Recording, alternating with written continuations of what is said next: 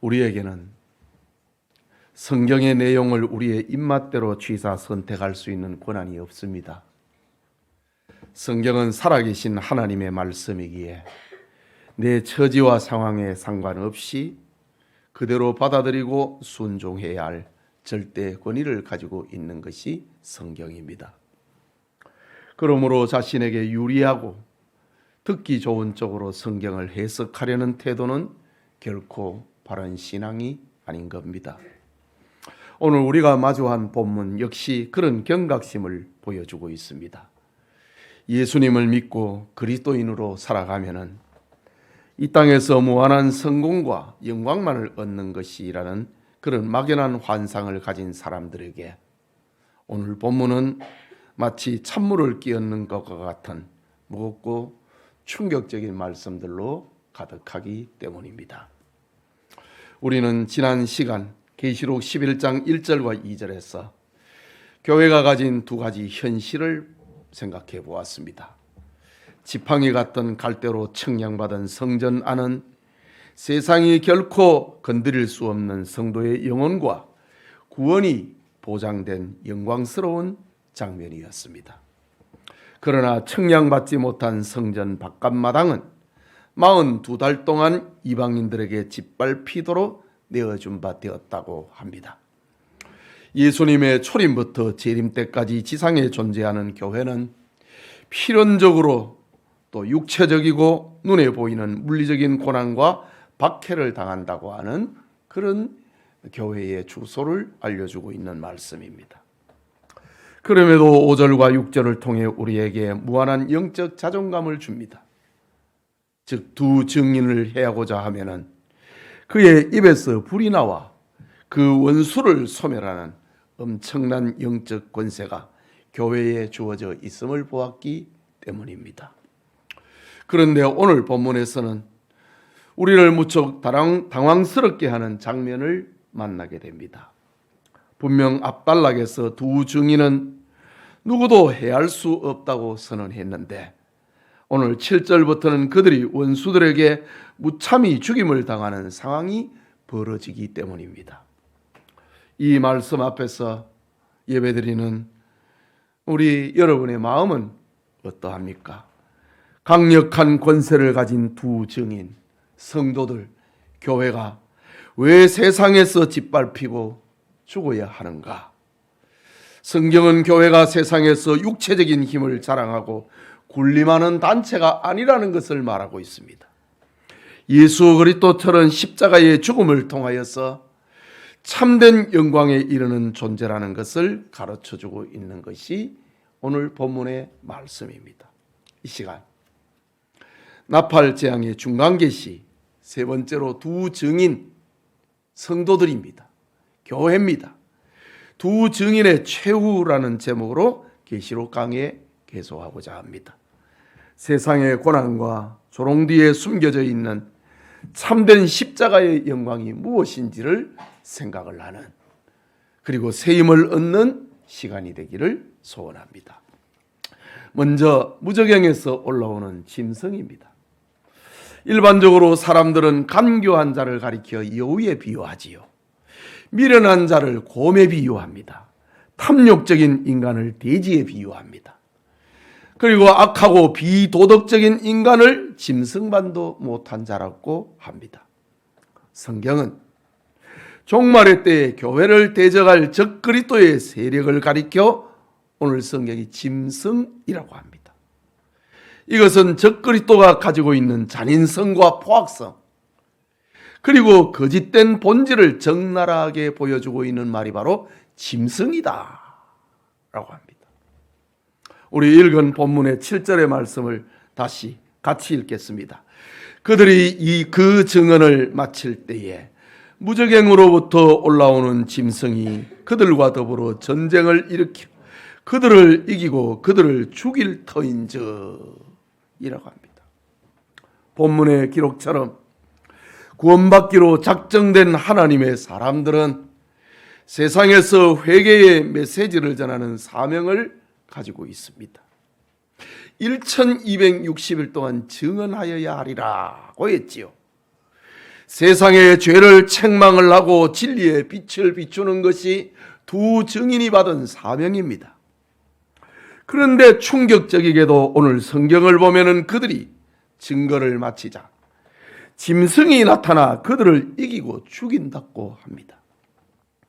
그들의 증거는 한때와 둔때와 반때, 즉 42달, 1260일이었습니다. 이것은 예수님의 초림부터 재림 때까지를 말하는 신약 교회 시대를 말하는 겁니다. 교회 시대는 이렇게 증언이 끝이 날 때에, 증언을 마칠 때 죽임을 당한다 라고 합니다.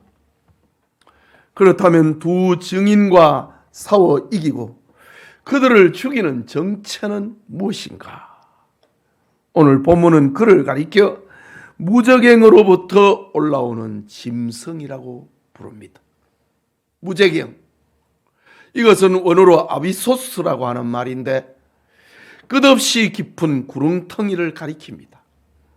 이것은 사탄이 성도를 넘어뜨리기 위하여 악을 꾀하는 영적 본부를 말하는 겁니다.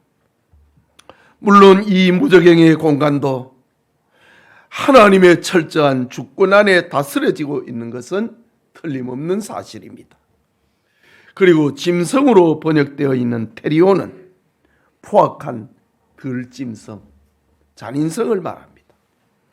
개혁주의 신학자 윌리엄 핸드릭스는 본문을 주석하면서 무저갱에서 올라온 짐승은 특정한 시대의 한 개인이 아니라 역사 속에서 끊임없이 하나님의 진리를 대적하고 교회를 핍박해온 사탄적인 세상 권력과 적그리스도의 세력의 전체를 상징한다 라고 정확하게 해석하고 있습니다. 장차 등장할 어떤 한 인간, 한 단체가 아니고 예수 그리스도의 초림부터 재림 때까지 신자들을 박해하는 세력을 가리켜 짐승이다 라고 해석하고 있습니다.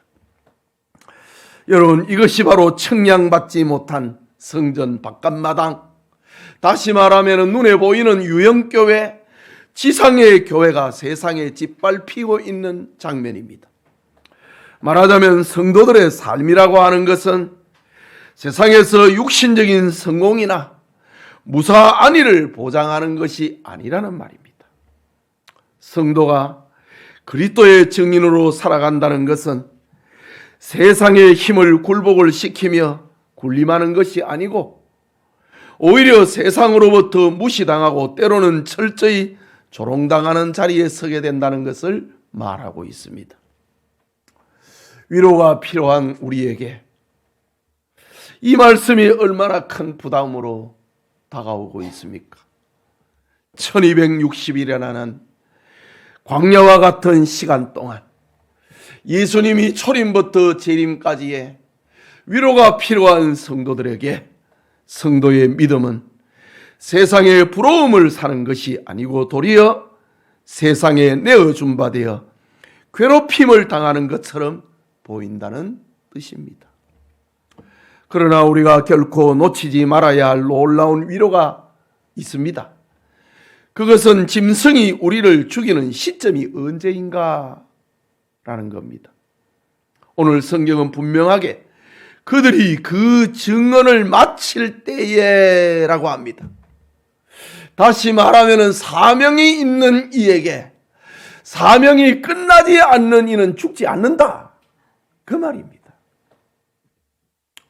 우리의 영혼, 즉 성전 안은 하나님의 장중 안에 완벽하게 보호를 받고 있습니다. 성전 안 측량받은 자라고 했지요. 성전 안은 하나님이 맡기신 사명, 그 사명을 다 마치기까지 성도가 도중에 망하거나 실패하는 법은 없다는 말입니다. 이것은 사도 요한이 환상을 통해서 알려주고 있는 성도들의 영광스러운 영적인 현실입니다. 계속해서 본문 8절을 봅니다. 같이 읽겠습니다. 그들의 시체가 큰 성 길에 있으리니 그 성은 영적으로 하면 소돔이라고도 하고 애굽이라고도 하니 고 그들의 주께서 십자가에 못 박히신 곳이라 했습니다. 성경은 두 선지자, 그 성도들이 죽임을 당하는 장소가 큰 성길이라고 합니다. 폴리스테스 메갈로스라는 말인데, 이 큰 성은 영적으로 하면은 소돔이라 하기도 하고 애굽이라고도 불리고 주님께서 십자가에 못 박히신 곳이라고 부릅니다. 여러분, 소돔은 극심한 불경건과 부도덕으로 하나님을 대적하였던 교만의 상징입니다. 애굽은 하나님의 백성들이 생명의 길을 가지 못하도록 결박하고 노예로 삼았던 억압의 상징입니다. 그렇다면 이 큰 성은 특정한 지역이 아니고 짐승들이 활동하는 악의 세상 전체를 가리킵니다. 바로 예수님께서 우리가 살고 있는 이런 세상의 한복판에서 십자가에 못 박혀 죽으신 것이지요. 이 세상의 어둠과 죄악이 우리 주님의 십자가에 못 박았고, 그리고 주님을 따르는 두 증인 성도들, 교회들 역시 끊임없이 미워하고 박해한다. 이것이 바로 지상교회의 주소입니다. 계속해서 9절을 봅니다. 같이 읽겠습니다. 백성들과 족속과 방언과 나라 중에서 사람들이 그 시체를 사흘 반 동안을 보며 무덤에 장사하지 못하게 하리로다 라고 합니다. 백성과 족속과 방언과 나라 중에서 온갖 사람들을 말하는 거지요. 성도들을 죽여놓고 그 시체를 사흘 반 동안 무덤에 장사하지 못하게 하고 구경거리로 만들었다고 합니다. 이것은 교회가 전한 그리스도의 복음을 철저하게 조롱하기 위함이지요. 예수님께서 십자가에 달려 죽으셨을 때 사람들은 네가 하나님의 아들이거든 십자가에서 내려와 보라 라고 비웃었습니다. 주님께서 침묵 속에 죽음을 맞이하시자 세상은 예수님은 철저한 실패자다 라고 환호했습니다. 오늘 본문에서 사람들이 두 증인의 시체를 구경을 하는데 사흘 반 동안 장사를 지내지 못하게 하더라. 성도의 죽음마저 세상에서 조롱과 멸시를 받는 장면이 되게 하는 기간을 말합니다.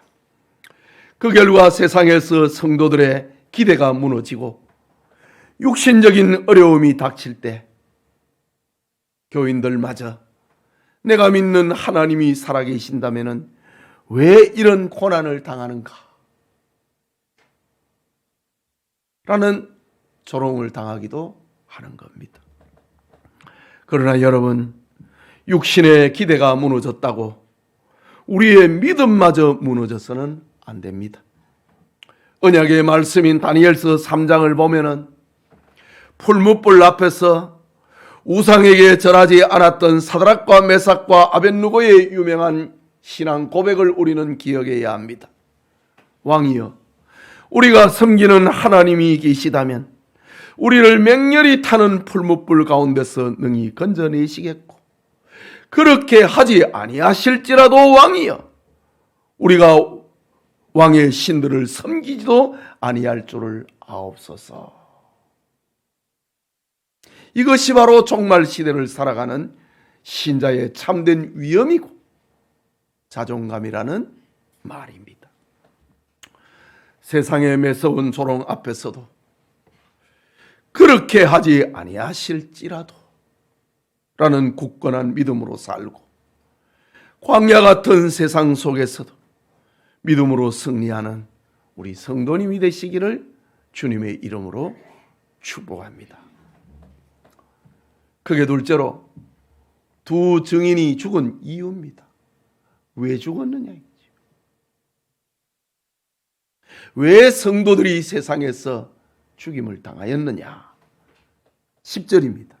같이 읽겠습니다. 이 두 선지자가 땅에 사는 자들을 괴롭게 한 고로 땅에 사는 자들이 그들의 죽음을 즐거워하고 기뻐하며 서로 예물을 보내리라 하더라.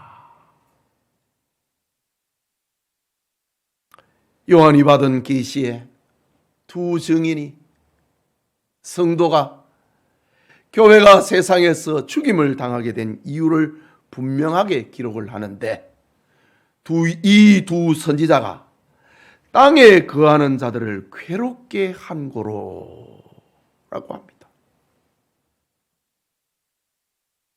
여기 괴롭게 했다, 이 말은 에바사니산이라는 말인데, 이것은 단순한 불편함이 아닙니다. 육체적으로, 영적으로 고문을 했다는 말입니다. 여러분, 예수 믿는 사람이 언제 불신자들을, 땅에 사는 사람들을 영적으로, 육적으로 고문했습니까?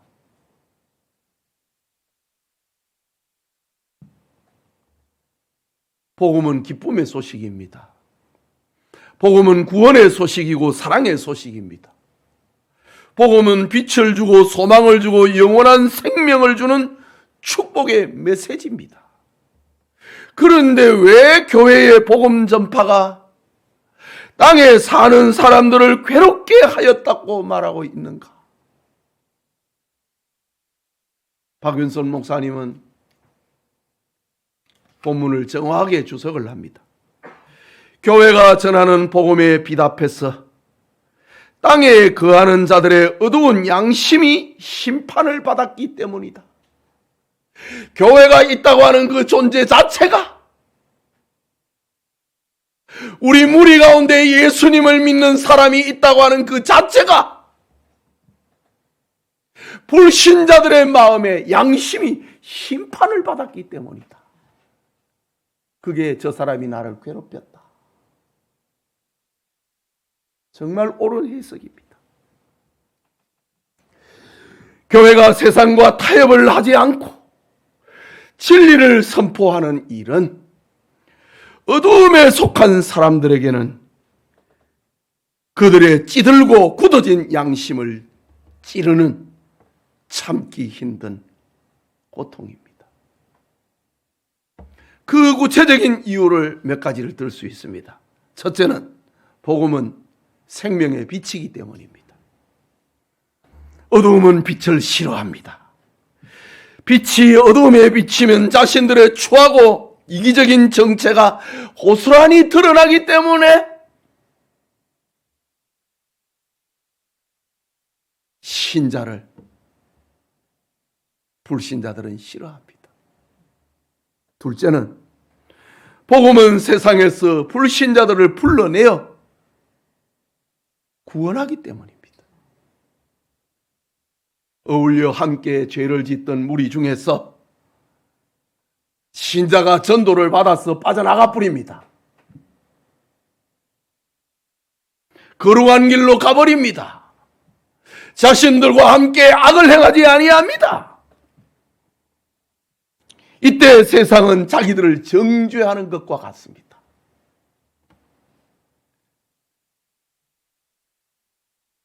그 이질감에 교회를 미워한다 이거지요.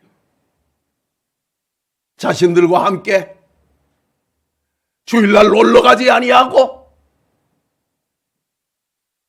동호회에 있었는데 나는 교회 간다고 해버리니까 그 모임이 깨지거든요. 그 이질감 때문에 교회를 싫어합니다. 셋째는 복음은 세상을 심판하기 때문입니다. 예수 그리스도만이 유일한 구원의 길이고 믿지 않는 자들에게는 영원한 멸망이 있다고 하는 그 선포는 세상 사람들의 헛된 교만을 사정없이 꺾어버립니다.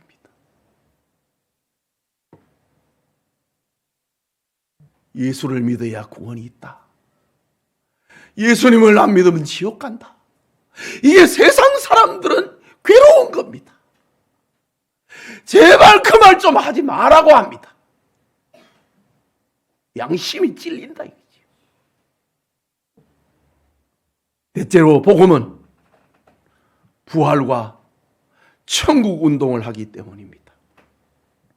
오직 현세의 삶이 전부라고 믿는 자들에게 영원한 생명을 전하는 부활의 메시지는 자신들의 세계관을 뒤흔드는 위협이 되기 때문입니다. 그래서 불신자들은 교회를 미워합니다. 다섯째는 복음은 철저한 회개 운동을 일으키기 때문입니다. 자신의 탐욕과 죄를 껴안고 살고 싶은 이들에게 회개하라고 하는 외침은 너무나도 뼈아픈 찔림입니다. 그래서 교회를 미워한다. 오늘 성경은 두 증인을 죽인 이유를 가리켜, 성도들을 죽인 이유를 가리켜 우리를 괴롭게 했다. 그것입니다. 양심을 찔렀다는 말이지요. 이것을 볼 때 두 선지자의 증거 사역이 얼마나 참되고 거룩했는지를 알 수 있습니다. 그들은 세상 죄인들의 삶에 동조하며 적당하게 타협하지 않았다는 말입니다. 사람들의 귀를 기쁘게 하지도 않았습니다.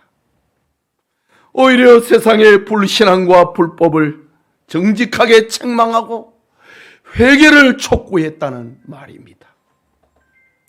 이것은 성경 역사에서 반복되어 온 진리운동입니다. 참된 선지자 모세의 증거는 애고방 바로를 괴롭게 했지요. 다윗의 충성은 사울 왕을 괴롭게 했습니다. 사드락과 메삭과 아벳느고의 바른 신앙은 바벨론 왕 느부갓네살을 괴롭게 했습니다. 그래서 저들을 풀무불에 던져 넣어버리라고 안 했습니까? 진리의 종 미가야는 거짓 선지자 시드기야와 그 무리를 괴롭혔습니다. 그래서 거짓 선지자 시드기야가 미가야의 뺨을 때리면서 여호와의 영이 어떻게 너에게 있느냐? 우리를 떠나서 여호와의 영이 너에게 있단 말이냐? 뺨을 쳤습니다. 세례 요한이 불의를 고발하는 증거는 헤롯 왕을 괴롭혔습니다. 그래서 목을 베어버렸습니다. 예수님의 빗댄 증거는 교권주의자인 바리새인과 서기관들을 괴롭혔습니다. 그래서 십자가에 못 박았지요. 베드로와 스데반, 바울의 거룩한 설교는 불의와 타협하는 종교인들을 괴롭혔습니다. 그래서 옥에 가뒀지요. 다시는 예수의 이름으로 말하지 말라 협박했지요. 진리의 말씀은 강팍한 양심을 찌르기에 세상은 참된 증인 두 선지자 교회를 미워하고 죽인 것입니다. 지금 요한의 환상 중에 보았던 두 선지자의 모습이 바로 그랬습니다. 두 증인은 죄인들을 깨우기 위하여 진리를 외쳤습니다. 1260일 동안 예수님이 재림하는 그날까지 교회는 진리를 외쳐야 된다. 그들이 선포한 하나님의 말씀은 세상 사람들의 굳은 양심을 때렸습니다. 백성들과 족속과 방언과 나라 중에서 사람들은 자신들을 찌르고 괴롭히는 두 선지자, 곧 교회를 죽이고 그 죽음을 즐거워하여 서로 예물을 보내더라고 했습니다. 여러분, 보통 예물 선물은 즐겁고 기쁜 일이 있을 때에 주고받는 답례품이지요. 그런데 오늘 보면은 땅에 사는 사람들은 신자를 짓밟아 죽이고 난 다음에 장사를 지내지 못하게 하고 잔치를 벌이고 선물을 주고받는 기쁨을 나누었다고 합니다. 누가복음 23장 12절을 보면은 예수님을 십자가에 못 박을 때도 이런 일이 일어났습니다. 평소에 원수지간에이었던 헤롯과 빌라도가 예수님을 십자가에 못 박는 일 앞에서 당일에는 서로 친구가 되더라 라고 합니다. 예수님을 죽인 군병들은 승리에 도취하여서 예수님의 옷을 제비를 뽑아 나누더라 라고 합니다. 이처럼 세상은 교회를 무너뜨리고 자신들이 승리한 것처럼 예물을 주고받으며 즐거워한다고 합니다. 이것이 교회의 과거였고 현재였고 미래입니다. 그러나 여러분, 그들의 헛된 축제는 영원한 것이 아닙니다. 사흘 반 동안이라고 했습니다. 물론 상징적인 숫자입니다. 그러나 그 숫자는 영원하지 않습니다. 사흘 반, 유한한 시간 동안에 허무하게 끝나는 잔치라는 말입니다. 머지않아 그들은 자신들이 승리한 자가 아니고 철저하고도 영원한 패배자임을 뼈저리게 인식하게 될 것입니다. 깨닫는 은혜가 있기를 소원합니다. 마지막으로 두 증인의 최후 승리입니다. 본문 11절을 우리 같이 읽겠습니다. 사흘 반 후에 하나님께로부터 생기가 그들 속에 들어가매 그들이 발로 일어서니 구경하는 자들이 크게 두려워하더라. 죽는 것으로 끝나는 게 아니라는 말이지. 세상의 조롱 속에서 거리에 버려져 있는 시체, 장사도 진행받지 못한 그 시체에 상상할 수 없는 기적이 일어났습니다. 사흘 반 후에 이것은 지상의 교회가 감당할 환난의 기간, 그 잠정적인 환난의 시간, 그 후에 영광스러운 주님이 다시 오는 재림의 때를 말하는 겁니다.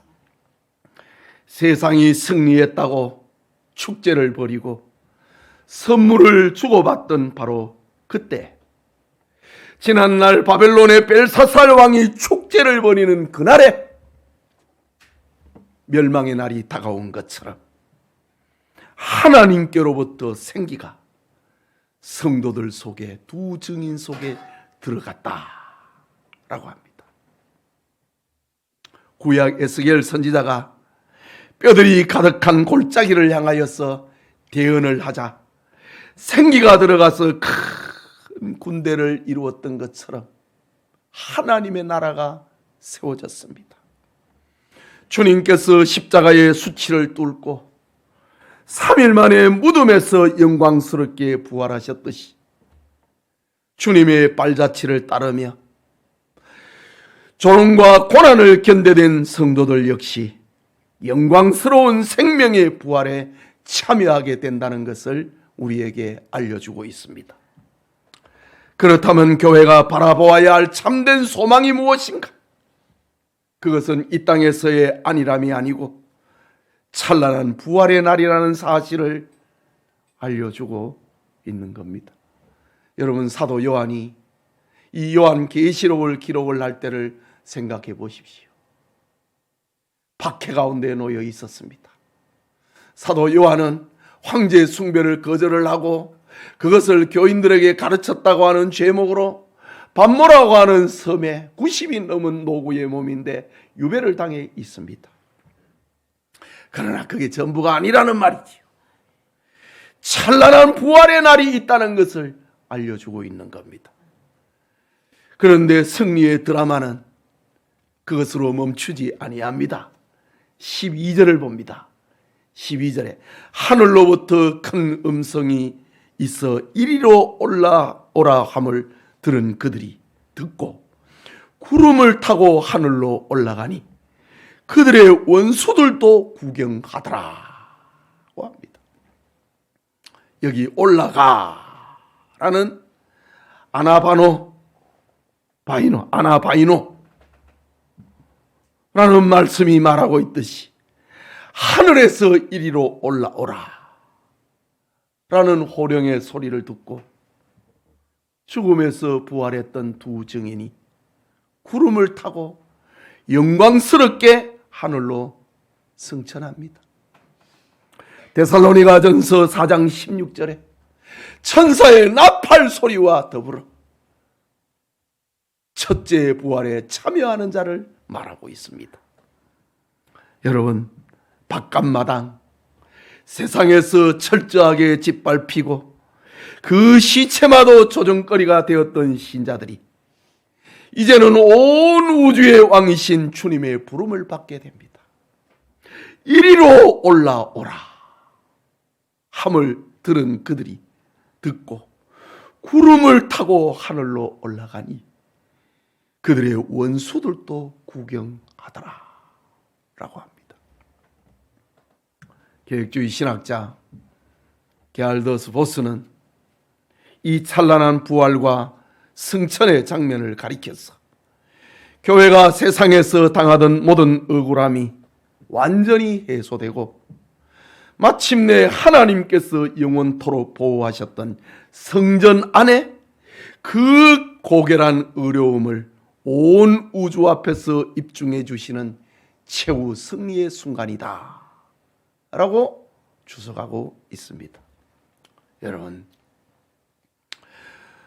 우리가 흘리는 주를 위한 오늘의 눈물은 결코 헛되지 않습니다. 주님이 재림하시는 날 교회의 승리는 이처럼 확정적입니다. 부활과 승천의 은총을 입은 자들은 비록 세상의 핍박과 삶의 고단함 속에서 그 모습이 검게 타고 초라해졌을지라도 죽음 앞에서 장사도 지내지 못하는 그렇게 조롱을 당했을지라도 주님을 향한 그 사랑을 빼앗기지 않는 거룩한 승리자의 모습을 보여주고 있는 겁니다. 그럼으로써 세상 사람들이 우리의 믿음을 가치 없게 본다고 해서 우리 스스로 우리의 믿음을 초라하게 여겨서는 안 되는 겁니다. 그것뿐만 아니라 신자가 이 땅에서 인간적인 욕망이나 힘으로 세상을 이기려 한 것이 얼마나 어리석은 일인지를 알게 하고 있습니다. 잠깐 후면은 우리 주님이 다시 오십니다. 그날에 주님은 세상과 타협하지 않고 묵묵히 십자가의 길을 걸어간 성도들의 눈물을 닦아주시고 온 천하 만민 앞에서 성도들의 믿음을 빛나게 해주신다 라는 겁니다. 계속해서 본문 13절을 보면 그때에 큰 지진이 나서 성 10분의 1이 무너지고 지진에 죽은 사람이 7천이라 그 남은 자들이 두려워하여 영광을 하늘의 하나님께 돌리더라고 합니다. 물론 여기에 10분의 1, 7천 이것은 다 상징적인 숫자들이지요. 두 증인의 부활과 승천이라고 하는 이 압도적인 광경을 지켜본 박해자들은 비로소 두려워 떨기 시작합니다. 교회를 향한 자신들의 조롱과 판단이 얼마나 헛되고 악한 것이었는지를 그때 깨닫게 된다는 말입니다. 그리고 신자들이 죽음을 각오하고 외쳤던 회개와 심판의 메시지가 거짓이 없는 절대 진리였다는 사실을 그제서야 깨닫고 절망에 빠지게 됩니다. 깨닫고 구원받는 게 아니라 깨닫고 절망에 빠집니다. 예수님이 재림하는 날이기 때문입니다. 더 이상 기회가 없기 때문에 그들이 전했던, 교회가 전했던, 신자들이 전했던 그 진리가 참이었다는 것을 깨닫고 절망에 빠집니다. 개혁주의 성경 해석에서 10분의 1이라고 하는 수, 만음의 상징이고 7천은 완전의 상징이고 1000은 무수히 많다는 말이지요. 즉 예수님의 재림과 함께 큰 성, 그 세상의 주역처럼 교만하게 살았던 자들은 한 사람도 예외 없이 하나님의 완전하고도 철저한 심판에 놓이게 된다는 사실을 말하고 있습니다. 여기 남은 자들이 두려워하여 하나님께 영광을 돌렸다라고 합니다. 이 말은 신앙과 회개에 임한, 회개에 의한 참된 영광이 아닙니다. 이것은 귀신들이 예수님이 하나님의 아들인 것을 알고 두려워 떠는 것처럼 공포에 질려서 어쩔 수 없이 자신들의 패배를 인정을 하는 그 절망의 절규를 말하는 겁니다. 빌립보서 2장의 말씀에 보면은 예수님께서 재림하실 때 하늘에 있는 자들과 땅에 있는 자들과 땅 아래에 있는 모든 자들로 하여금 그 무릎을 예수의 이름에 꿇게 하시고 예수 그리스도를 주라 시인하여 하나님께 영광을 돌리게 되더라 라고 합니다. 예수 그리스도를 주로 시인해가 구원받는 게 아닙니다. 예수님이 재림하는 그날에 믿지 않았던 자는 진짜 예수님이 주님이셨네요, 그래 하면서 지옥에 떨어진다, 이 말입니다. 예수님의 이름 앞에 무릎을 꿇고 심판의 주를 어쩔 수 없이 시인하게 되는 장면과 오늘 본문의 말씀은 맥을 같이 하고 있는 겁니다. 사랑하는 우리 성도 여러분, 성경은 앞으로 다가올 큰 환난을 숨기지 않고 말씀하면서도 고난받는 성도들에게 주어질 최종적이고 영광스러운 미래를 선명하게 보여주고 있습니다. 만약 두 증인, 곧 신자가 세상에서 복음을 전하다가 돌에 맞고 무시를 당하는 것으로 모든 것이 끝난다면 우리의 신앙은 참으로 허무하고 말 것입니다.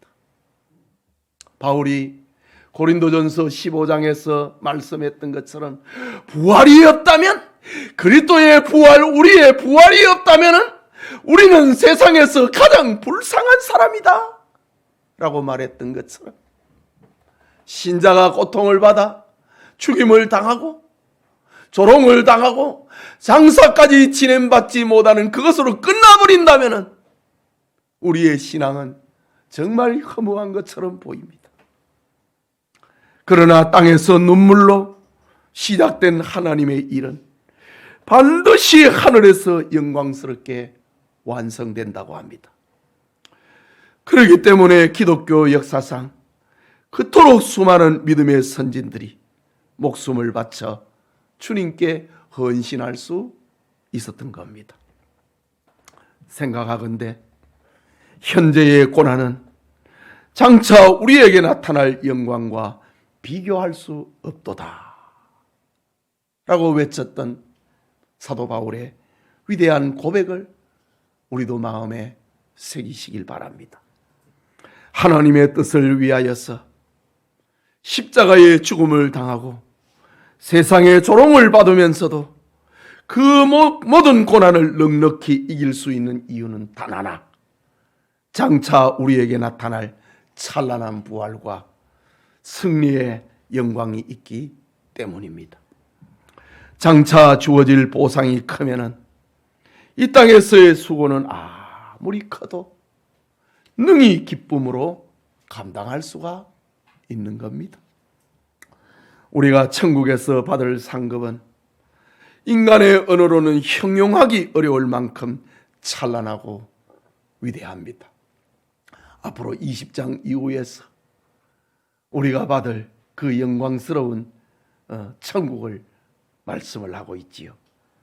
우리가 눈물로 심은 모든 씨앗을 영광 중에 거두게 하시는 하나님을 굳게 믿으시기를 바랍니다. 부활과 영광의 주님 앞에 우리의 굳건한 믿음과 흔들리지 아니하는 산 소망, 그리고 십자가의 사랑을 온전히 올려드리는 주의 자녀가 되기를 소원합니다. 세상의 어떤 환난 속에서도 넉넉히 이기고 최후의 승리를 누리는 성도님들이 다 되시기를 주님의 이름으로 오늘도 축복합니다. 우리 말씀을 생각하고 같이 기도합시다. 두 증인의 최후, 그것은 죽음이었습니다. 그러나 죽음으로 끝나지 않습니다. 주님이 생기를 불어넣어서 그를 살리고 이리로 올라오라. 이것이 신자의 영광입니다. 말씀을 생각하고 기도합시다. 자비하신 하나님 아버지, 지난날 창동 거울로 보는 것처럼 지금은 희미하지만은 그때는 얼굴과 얼굴을 대하여 볼 것이라고 말씀하셨습니다. 하나님, 지금은 희생하고 순교하는 자들이 그들이 받은 영광이 희미하게 보이지만은 그러나 주님이 재림하시는 그날에는 찬란한 영광 가운데 서게 될 장면을 함께 나누게 되니 감사합니다. 하나님 아버지, 우리에게도 믿음을 주시옵소서. 두 증인처럼 우리의 증언을 마치게 하여 주시옵소서.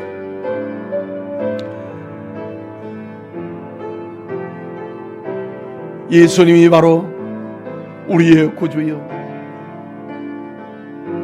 구원의 길은 다른 길이 없다는 사실을, 예수님을 믿는 것만이 생명이고 구원의 길이라고 하는 사실을 말하게 하시고, 불신자들이 우리의 성경적인 언어, 복음 전도의 메시지가 그들을 괴롭힌다 할지라도 우리는 우리가 해야 할 말을 다 할 수 있도록 도와주시옵소서. 두 증인이 증언을 마치고 난 후에 죽임을 당했다고 하였는데, 그런 일이 온다 할지라도 우리는 우리가 해야 할 일을 할 수 있게 하여 주시옵소서. 비겁한 자가 되지 않게 하여 주시고, 쟁기를 들고 뒤를 돌아가는 자가 되지 않게 하여 주시고, 십자가를 짊어지고 머뭇머뭇거리는 자가 되지 않게 하여 주시고, 주님을 따라가는 주의 제자들이 되어지도록 은혜 베풀어 주시옵소서. 우리 영천의 성도들, 하나님의 말씀이 잘 박힌 목과 같이 되었어 주님을 따라가되 끝까지 따라가는 두 증인 같게 하여 주시옵소서. 하나님 아버지, 주의 말씀을 나누고 함께 기도합니다. 우리를 도와주시옵소서.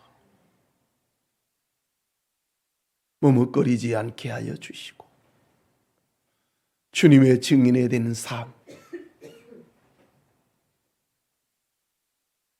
참과 진리를 말하는 성도의 삶을 살아갈 수 있도록 은혜 베풀어 주시고,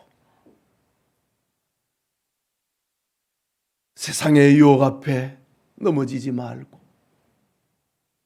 넘어져나 다시 일어나는 주의 사람들 다 되게 하여 주시옵소서. 우리를 도우소서. 우리를 붙들어 주소서. 예수님 이름으로 기도합니다. 아멘.